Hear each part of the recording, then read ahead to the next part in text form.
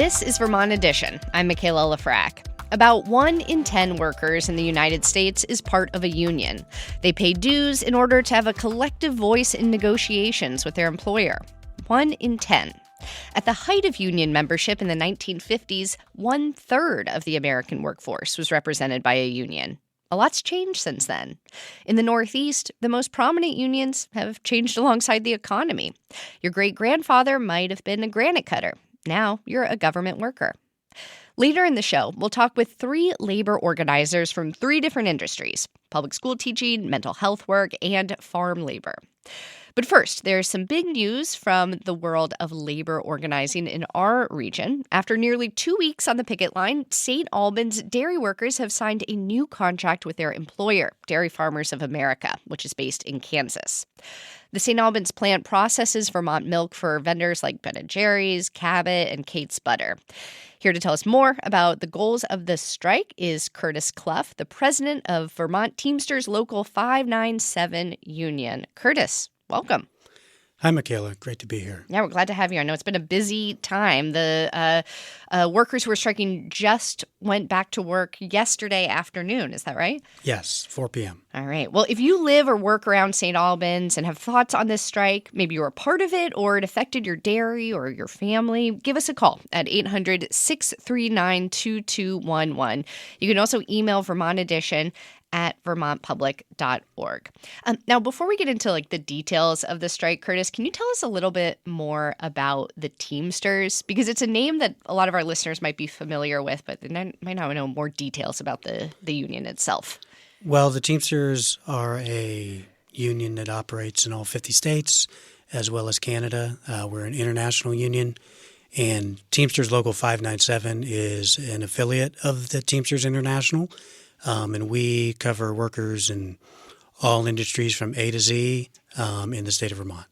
I learned when getting ready for this show that when it was founded in 1903, it was called the International Brotherhood of Teamsters, Chauffeurs, Warehousemen, and Helpers of America, which is such a great name. I feel like you should maybe bring it back. I think it used to have stablemen, too. Ooh. All right. Well, a lot has changed, as I was just saying. Let's get into what just happened in St. Albans. Workers walked off the job nearly 2 weeks ago. Why? Well, we'd been negotiating with the company since the middle of June, and we just weren't making the kind of progress and headway that we needed to make in getting enhancements to our benefits, getting enhancements to the working conditions that the workers were really going to need. Just before the strike began, the company had brought in some temporary employees, which was a pretty direct violation of our status quo working conditions that we had. Earlier in September, there had been a very unsafe situation that had happened where the workers in the lab had engaged in a one-day unfair labor practice strike. Part of that was working conditions, respect from the supervisors, company violating policies that they really were there for safety. There was a situation where a manager who was required to be on call just didn't answer the phone, didn't come in. Another supervisor was called to take care of what that supervisor had to do, which was to supervise an intrusion with their dryer, which is they need to be there to oversee the people that are going in to take care of that. And the supervisor that they eventually get a hold of was intoxicated, so they couldn't come in, but was then, they were too intoxicated to come in, directing the workers to go in and do it themselves when they hadn't been trained to do it. This is a room that can be filled with gas. The next day, somebody came in, got into an altercation with 3 of our workers when a different supervisor did come in. This was a violation of the company policies and the status quo and, really unsafe situation. And the lab workers, the company refused to reinstate the policy and follow it when we made the demand of them with me and a group of workers. And the workers decided to go on a one-day unfair labor practice strike. Mm-hmm. We just couldn't get anywhere with the company at the table. And again, this is a big national company based in Kansas. This isn't like a locally owned facility, to be clear. Bingo. Yeah. Dairy Farmers of America is a big conglomerate. Our research on the internet told us it was $23 billion in revenue that they do every year. So it's very big. So we couldn't get anywhere with them. They weren't really taking us seriously at the table when we were telling them what we needed to get a contract. And in the end, near the end of our last bargaining session, we set up picket lines and told the company we'd be out until they gave us a fair contract. Now, this strike affected a number of dairy farmers in the area who supply the St. Albans plant. I mean, there were reports of farmers having to pour out thousands of gallons of milk during this strike. Did you all consider the impact on these local farms when deciding whether or not to strike? So our understanding of the contracts that the farmers have with DFA is that DFA is obligated to purchase their milk. What DFA does with the milk after that is entirely up to DFA. In a lot of situations, we were made aware that DFA was taking the milk from the farmers and then going around to the same farm and dumping it on the manure pit. But our understandings of the contracts with the farmers is that the DFA still bought the milk from them because they're obligated to by the contracts. Okay, so they weren't going unpaid, but perhaps the milk was going unused. Yeah. Okay. So I should also note that as we said earlier, the plant supplies a number of companies, including Ben and Jerry's, and St. Albans production workers for Ben and Jerry's also recently ratified their first union contract. The strike also got some support from a prominent figure in state politics, Vermont's Lieutenant Governor John Rogers. He visited the picket line at one point. And I saw that VT Digger reported that he said he was willing to personally get involved in negotiations if they didn't move forward with Dairy Farmers of America.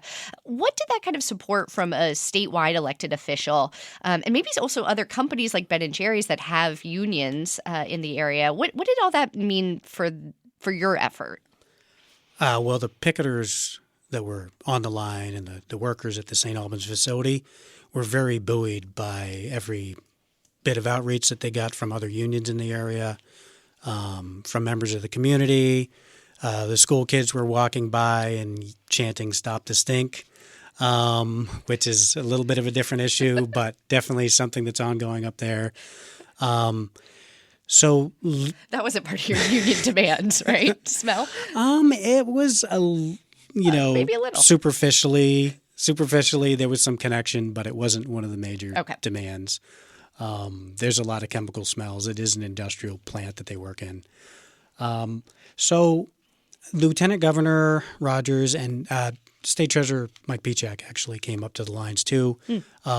Seeing that kind of public support from public figures was very motivational for the members in telling them that they were doing the right thing and kind of standing up to this conglomerate from out of state and making them treat workers in Vermont fairly. I mean, everything that was negotiated in the contract is going to be, funds that a conglomerate from Kansas City puts into the pockets of workers here in Vermont that's going to help stimulate the Vermont economy. It's going to make sure that Vermont workers have health care.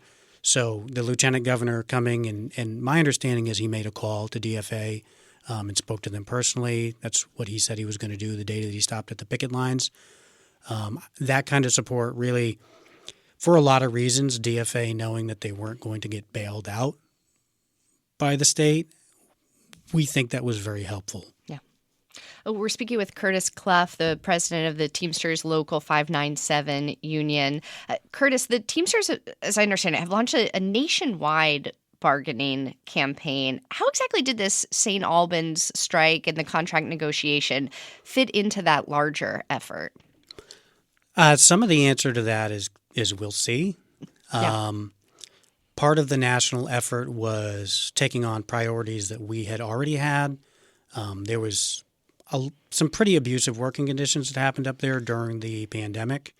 A lot of people were on 12-hour days, 7 days a week for 40, 50, 60 days in a row, which was very hard on people. And, we were happy to see the International Union make that one of their priorities. pinning the company down on, with more forceful language for negotiating over those issues. We've got expiration dates across the country of contracts that are very close to one another, which will help us when we're negotiating with the company next time in the next round. It never stops, does it? Yeah, as soon as we ratify one contract, you start thinking about the next contract, especially at a place that can change as much as the St. Albans Creamery can, because they're always implementing new technology and equipment. And like automation technology was a big factor in our negotiations across the country. Yeah, that was one of my questions for you, because I know workers in many different industries right now are worried about losing their jobs to technology and with the advent of AI and all this. So were protections against cutting jobs due to automation part of your demands? They were part of our negotiations, and we got concessions from the company about having to, provide retraining and teach people how to use this new equipment. Whenever there's any new equipment put in, they're going to have to tell us well in advance of this equipment going in. And these are similar to what everyone across the country has been pushing when it comes to negotiating with DFA. Now, Curtis, you were also part of negotiations for a new contract for bus drivers and monitors in the Wyndham Southeast Supervisory Union, which is in the Brattleboro area. They signed a new 5-year contract at the end of September. First, how is it that the dairy plant workers and school bus drivers are all part of the same union? Well, like I said earlier, our union represents employees from A to Z, astronauts to zookeepers. Literally and astronauts? No. No. That's just, got me excited. That's just a good thing, fun thing to say on the radio. So we represent people, we're a general union. So we represent people in all industries. In Vermont, we represent, a lot of different industries: school bus drivers, city bus drivers, people that do paratransit, people that deliver oil, propane, people that repair, boilers. We represent a lot of maintenance workers in all sorts of different industries, millwrights that make wire, people that process milk, people that work in warehouses. UPS drivers is a big one of our industries that we represent in the state. UPS warehouse workers. So we're really anybody that needs to help put some pressure on and force, their employer to take them seriously and give them, some fair working conditions and pay.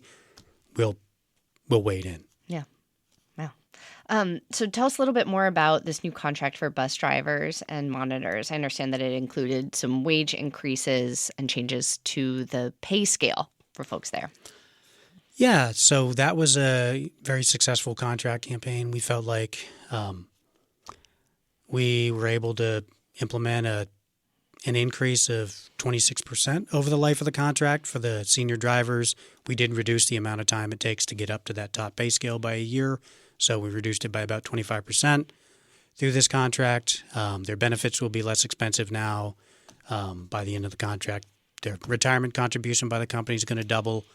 So, very successful contract down there that should make that hopefully a good place to work. Some of that's on the company to make it a good place to work, but from our part, we've negotiated strong language and benefits that we think will make it a decent place to work for the next few years. Yeah. Curtis, lastly, I started out this hour by noting that about 1 in 10 workers nationwide is represented by a union, and that's a pretty big shift from the height of unions in the United States in the 1950s, when 1 in 3 workers was represented by a union.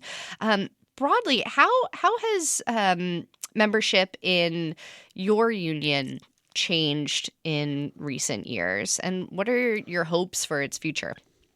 So in the Teamsters in general and Teamsters Local 597, when the trucking industry was deregulated in the early 80s, that had a really big impact because it used to be, freight drivers less than truckload freight drivers used to be the majority of our membership, especially here in Local 597. For those of you that were living in Vermont in the 90s, you remember St. Johnsbury Trucking. That was one of those trucking companies that was put out of business by deregulation. It just really changed the really changed what our union looks like. Yeah, there were major shifts to lots of different unions during the Reagan era of the 80s, too, not just for Teamsters. But that was the big push that made the change for us as far as where the majority of our members were. And like I said earlier, we organize in all industries now. I think we did then, but there was a lot of less than truckload truckers. We used to work, a lot of them worked under one master contract, even though they worked for different companies. So that's pretty much how it's changed. Yeah. Well, you mentioned astronauts earlier. I think you should reach out to them. Get them in there. Thank you so much for coming to speak with us, Curtis, especially during such a busy time for the union. As I said, the strike in St. Albans just wrapped up yesterday afternoon. Curtis Clough is the president of Vermont Teamsters Local 597 Union. Curtis, it was great talking. Pleasure to be here. Coming up, we are going to be joined by 3 labor union leaders who represent teachers, mental health care workers, and migrant farm workers. If there's a union at your workplace, we would love to hear from you. Do you think it affects your work for better or for worse? Call in and share your thoughts at 800-639-2211. You can also email us at vermontedition@vermontpublic.org. We'll keep talking in just a minute. Stay with us. Welcome back to Vermont Edition. I'm Michaela Lefrak. This hour, we're discussing the state of organized labor in our region. We just heard about a new contract that was just ratified yesterday between Dairy Farmers of America and employees at a St. Albans dairy processing plant. Now, I've got a studio full of labor organizers from other industries with me. Nolan Rampey is a clinician at the Baird School, which is part of the Howard Center in Burlington. The school provides special ed and treatment to kids with emotional and behavioral challenges. Noah is also the vice president of AFSCME 1674, a union that represents mental health care workers. Nolan, welcome. Hi, thanks for having me. Yeah, and next to Nolan is Will Lambeck, an organizer with Migrant Justice, which is an organization that supports immigrant farm workers in Vermont. They also run the Milk with Dignity program. You might have heard of it. It aims to transform the dairy industry for the betterment of workers. Will, welcome back to Vermont Edition. Thank you very much. Pleasure to be here. And we have Caitlin McLeod-Bluver with us, a Winooski High School teacher and member of the Winooski Education Association, which is a union for teachers in Winooski and an affiliate of a national teachers union, the NEA. And I should also mention that Caitlin was named Vermont's 2025 Teacher of the Year. Caitlin, welcome. Thank you. Happy to be here. Yeah, and listeners, we are happy to have you as well. If you're in a union, tell us what benefits you've gained from your membership. Or maybe you're not enjoying your union membership and have thoughts on that aspect. You can weigh in by calling 800-639-2211. Will, first, I would love to hear your thoughts on the strike that we were just talking about at the St. Albans dairy facility. The folks that you work with don't have the legal representation of a union like the Teamsters. Migrant Justice is not technically a labor union. Is there any tension there with that fact, that difference in protections for the folks that you work with? Yeah. Unfortunately, in the state of Vermont, like in many states, agricultural workers are not actually considered workers under labor law and don't have protections to form unions and collectively bargain with employers, something that most other workers take for granted.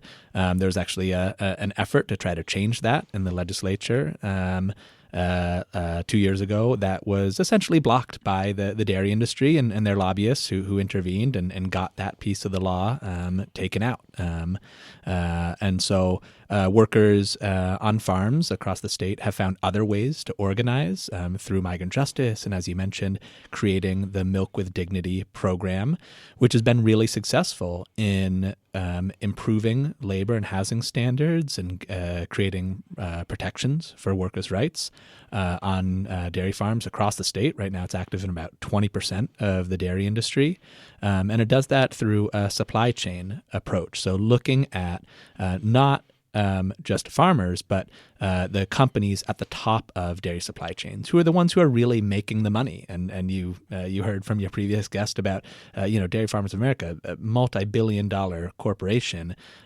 So whether it's farm workers, workers on the DFA line or dairy farmers themselves, we all have a shared interest in economic redistribution in this deeply unfair structure. And values that I'm guessing our other two guests also share. Nolan, some listeners might not realize that mental health care workers are unionized. Could you tell us a little bit more about your union? Like, when did it form? Who's a typical member? Yeah, so the Howard Center Union formed back in the 90s.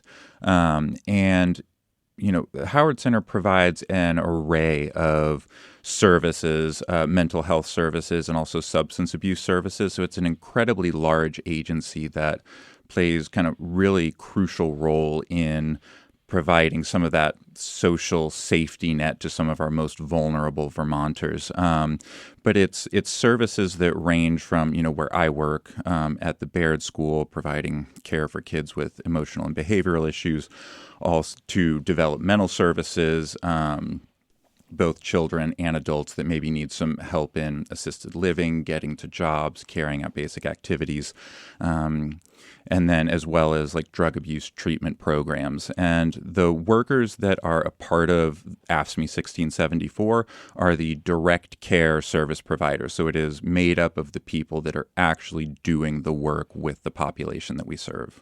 And there was a pretty big shift that happened in the state a couple decades ago when most mental health services a couple decades back were run by the state, and now the state contracts with third-party nonprofits like the Howard Center, which is the state's largest designated provider of these types of mental health services and substance use disorder programs. How has that shift changed the situation for workers? Like, is that why this union came about? I think that the way that it's impacted workers, I think, is really significant because previously, when the mental health services were done through the state, it meant that the state had to bargain directly with workers for their working conditions, for wages and salaries, things like that. And what changed was that when it became now going through a third party of nonprofit designated agencies, it's now allowed the state during budgeting to simply allocate a specific amount of resources, a specific amount of funding to agencies like Howard Center, and then they were essentially told, Howard Center is told to make do with what you've got. And so it provides the state a free hand to just, continue to cut funding or not increase Medicaid reimbursements, and then have Howard Center just be told, make do more with less. And so then when workers, come to the bargaining table and Howard Center says, I'm sorry, we don't have the money to give you raises, in a lot of cases, that's true. And so we as workers have to figure out, how we're going to start enacting the types of power, putting the pressure on the state that we need to in order to get those funding increases so that we can start getting workers' needs met.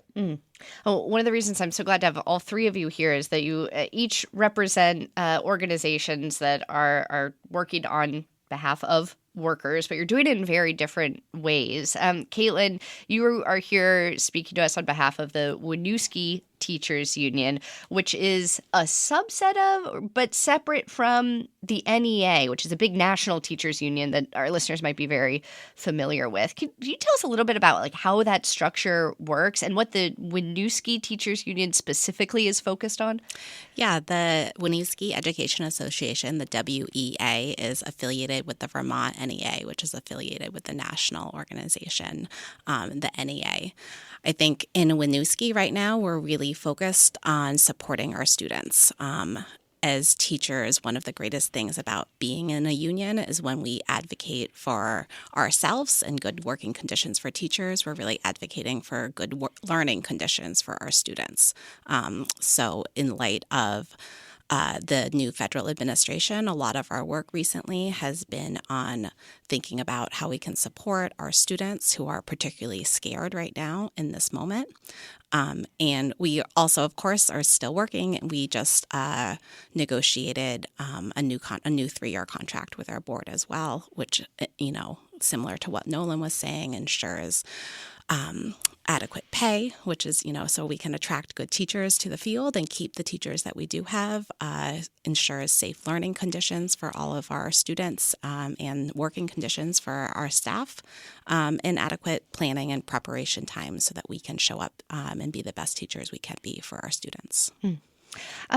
I would be curious to hear from each of you about how you think Vermont is unique, a unique place to be doing the organizing work that you do. Is it a place that is friendly to labor organizing compared to other states or other parts of the country? Will, with migrant justice, I'll start with you.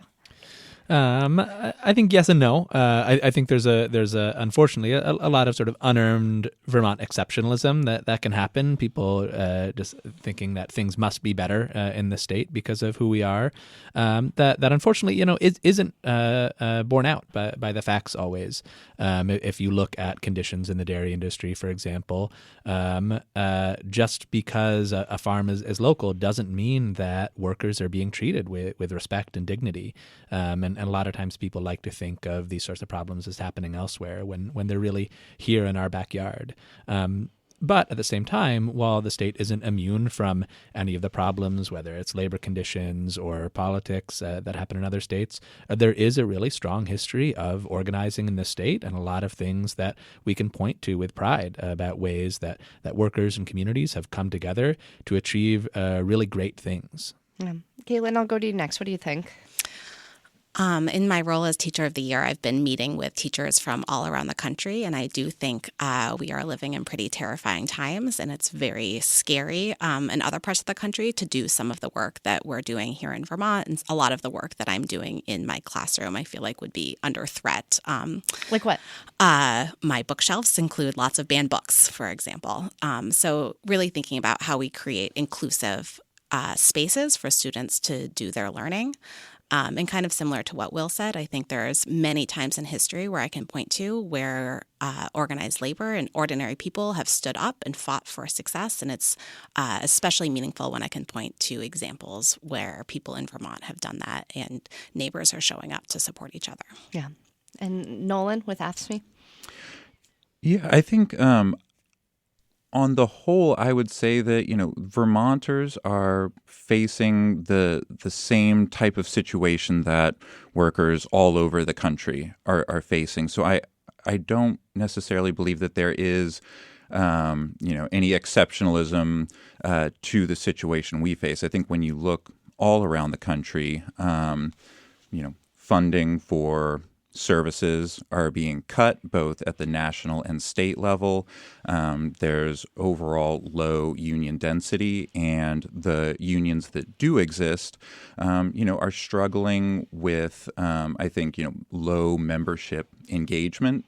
And it's sort of a hole that we're trying to dig ourselves out of as we try to create a new labor movement that kind of builds on the principles of bottom-up organizing and really getting the membership engaged and taking ownership of the union and what it's doing. And so I think that's the case here in Vermont, and I think that that's largely true across the country. Yeah, let's talk a little bit more about membership. Do you all feel like your organizations or your unions have the level of membership that you need to have a substantial seat at the table when it comes to collective bargaining, Nolan? Or do you feel like you need more folks involved from this sector to be able to really have a voice?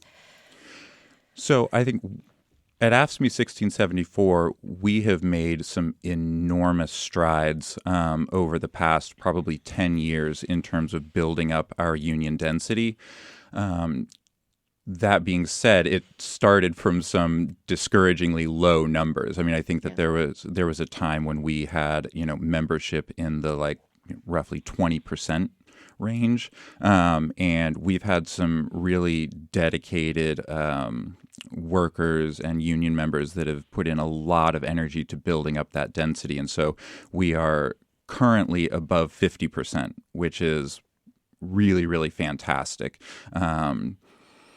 But, continuing to build those numbers is difficult in the conditions that we're currently working in because there is oftentimes such an enormously high turnover of the workers that come into Howard Center. So, people working for a few months or, a year or two before deciding, before leaving to go work at a position that gets them higher pay. And so one of the problems that we're facing that we are working to overcome is trying to kind of stem that tide of worker turnover where, we recruit members and then they're leaving for another position shortly after that.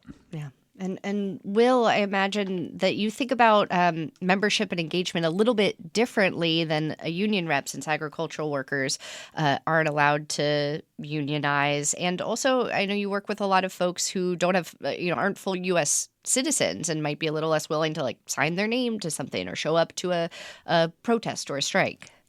Yeah. When migrant justice, when dairy workers first started organizing over 15 years ago to form migrant justice, I think they really created this vehicle that's been incredibly successful in building their collective power and exercising a collective voice. And I think, to be honest, immigrant farm workers have a lot to teach other workers in Vermont and other communities about successful modes of organizing. A lot of migrant justice members are coming from communities in Chiapas and Tabasco, Mexico, with different histories of political organizing and different ethos about collective action. And I feel so honored to be part of this organization and to see this leadership in action, particularly when people are facing significant threats of retaliation for speaking out. There's a history of ICE targeting farm worker leaders and migrant justice because of their organizing and their defense of human rights in their community.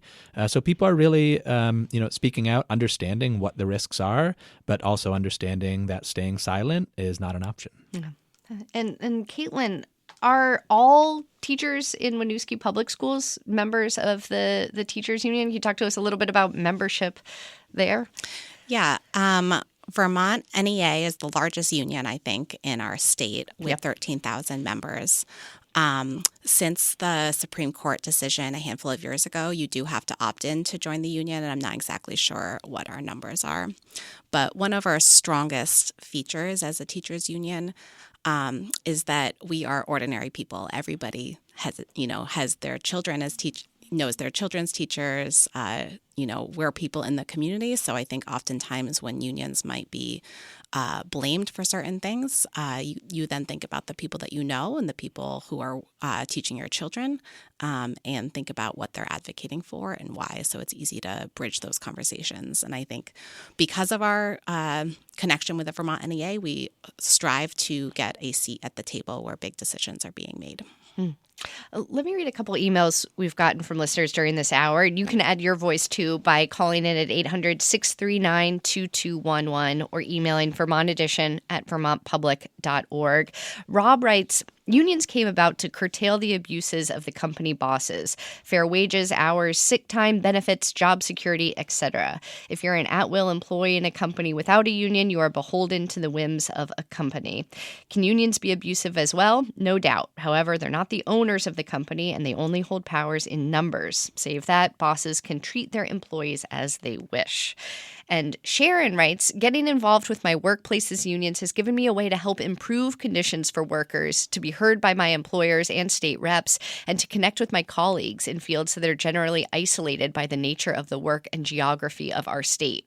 Vermont Home Care United is about to return to the negotiating table with the state of Vermont. We know it'll be an uphill battle, but we also know that we have the support of thousands of people because of our organizing. All right, we got to take a short break here, but we will keep talking unions and take your calls when we come back. Stay with us. Welcome back to Vermont Edition. I'm Michaela Lafrac. If you're just tuning in, we are discussing the state of labor organizing in our region. Our guests are Caitlin McLeod-Bluver, a public school teacher in Winooski and member of their teachers union; Will Lambeck, an organizer with Migrant Justice, which represents immigrant farm workers in Vermont; and Nolan Rampey, a clinician at the Baird School, which is a special education program in Burlington, and the vice president of AFSCME 1674, which which represents mental health care workers in the state. We have a call coming in. Oh, I think we might have just lost them. But we did have a caller with a question about how your unions are dealing with changes at the federal level, either cuts to federal grants and money that flows into the state, or big changes to policy at the federal level. So, Will, I'd love to hear from you on that as perhaps we work to get our caller back. Sure. I mean, out of necessity, migrant justice has always taken a very expansive look on labor organizing, because we know that people's rights in the workplace are intimately tied up with their rights in society, especially for immigrant workers. And of course, there's no secret that what's coming out of the federal government right now is disastrous for immigrant communities. And here's another case where we can't claim any Vermont exceptionalism.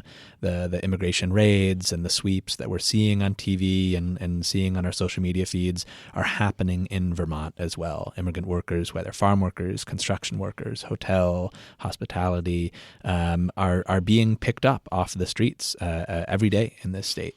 And so migrant justice is organizing to prevent deportations and to free people who have been detained by these federal agencies. And at the same time, working to ensure that Vermont state resources are not being used to further the detention and deportation of our immigrant neighbors in this state. So within Vermont, we have limited tools for what we can do to prevent the federal government from doing harm against our communities. But the very least we can do is ensure that our state resources are not aiding federal deportation agents and targeting and rounding up our neighbors. So Vermont's fair and impartial policing policies, for example, which have been fought for and won by immigrant communities, have really made a difference to ensure that whereas in other states, the increase in detentions and deportations has been fueled by collaboration from local agencies, that's not the case in Vermont. And that's a subject we did speak about a little bit with Governor Phil Scott when he was on Vermont Edition on Monday. If you'd like to listen back, you can find that in our podcast feed.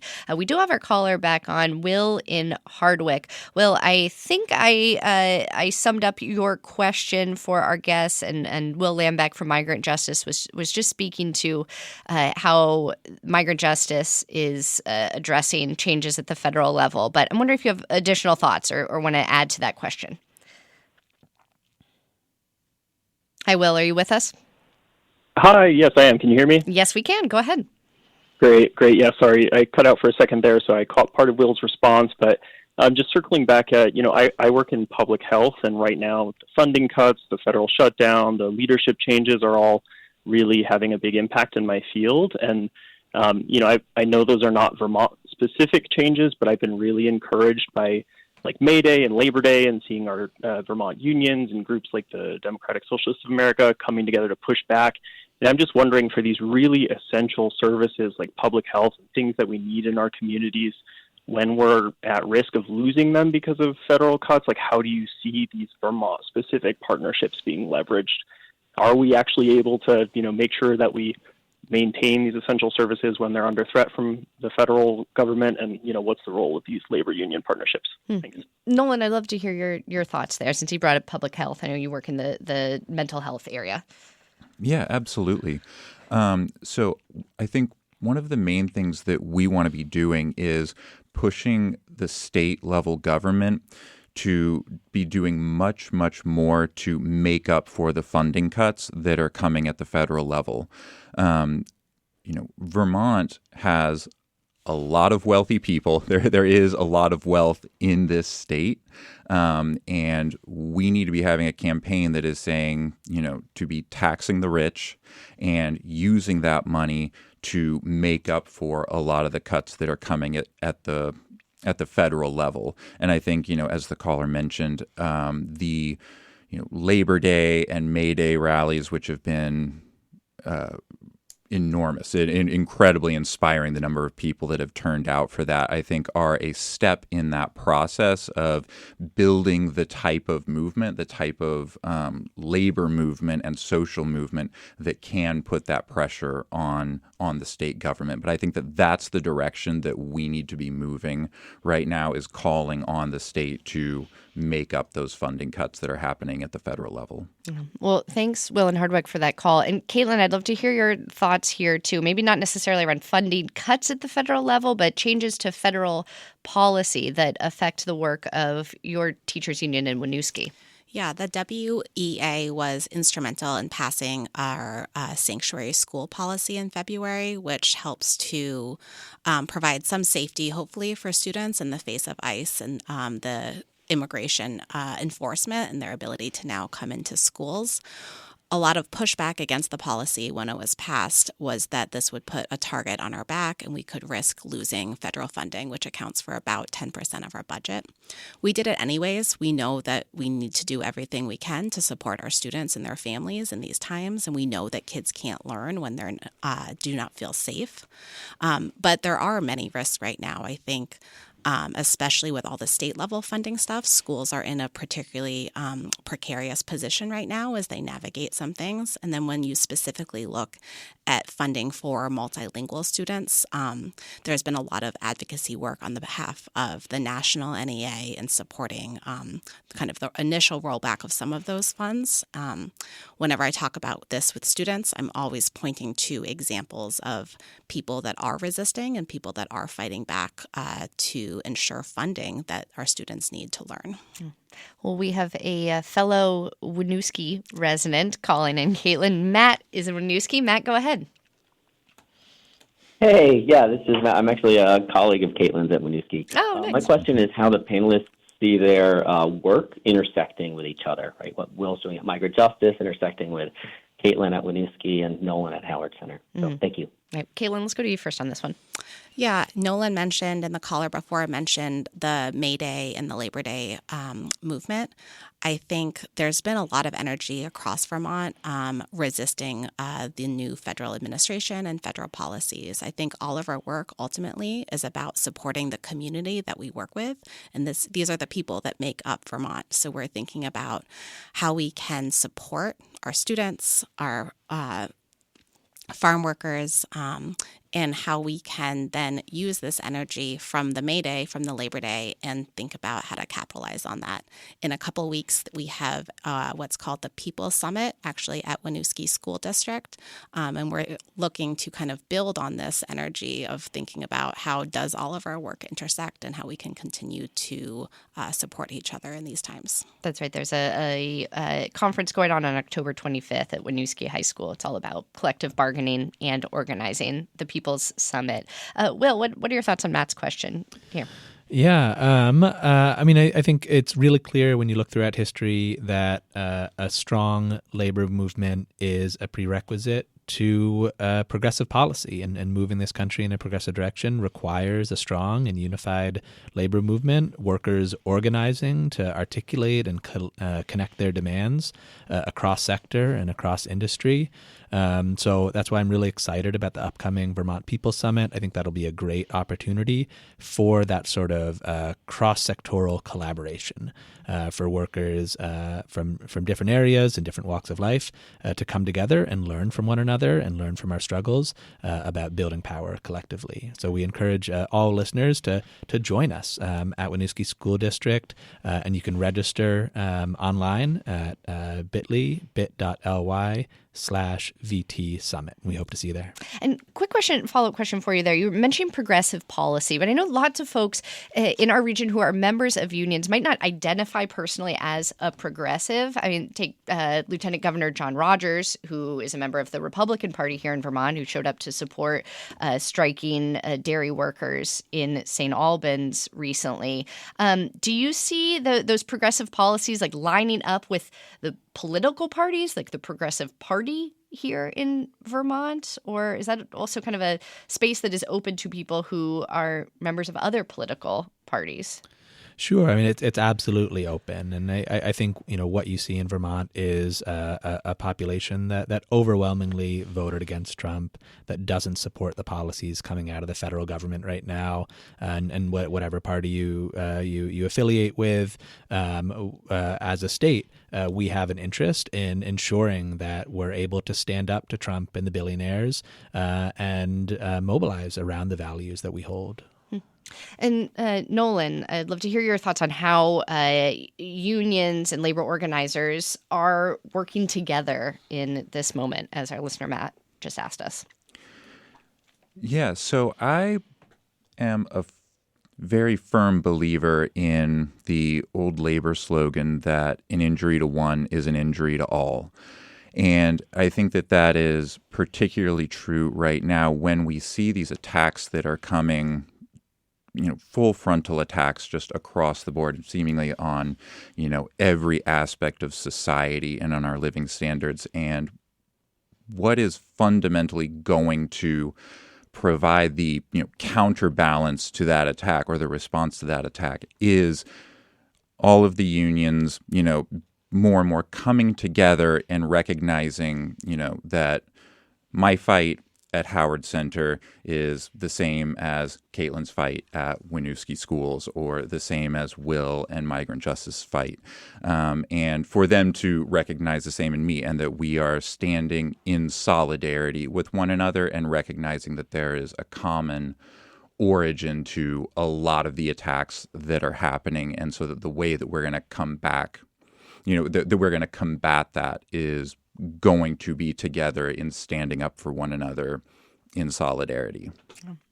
Well, in the time we have left, I would love, if we do have time for each of you, hopefully we will, if each of you could give some advice to somebody who's listening who is maybe deciding whether or not to join their union or join a collective bargaining group at their work, try to decide if they should vote for unionization.